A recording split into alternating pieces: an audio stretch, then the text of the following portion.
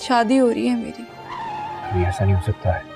अरे ये भी साबित हो जाएगा जिस दिन तुम्हारा निकाह फराज के साथ होगा, सबके मुंह बंद हो जाएगा। ये तो उसकी शादी करा के ठीक तो कर रहे हैं। तुम जानते क्या उसके बारे में?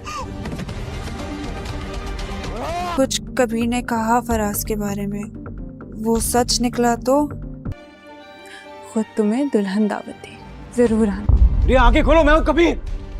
रिया को जला चुके हो, उसकी राख मत समेटो। इतना आसान नहीं। कबीर आखिरकार रिया को अपनी मोहब्बत का यकीन दिलाते दिलाते इसकी हाथ की गोली भी खा लेगा, क्योंकि कबीर ने इसको कहकर भेजा था कि वो फराज से बोले कि वो इससे शादी कर ले, लेकिन फराज ने तो रिया से सिर्फ और सिर्फ बदला लेने के लिए इससे शादी का ड्रामा किया था।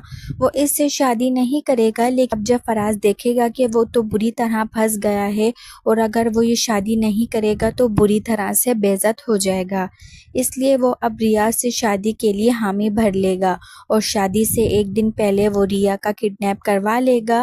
लेकिन कबीर कहाँ पे रिया को मुश्किल में देख सकता है। मन मस्त मलंग के न्यू प्रोमो देखने के लिए हमारे चैनल को लाजमी सब्सक्राइब करें।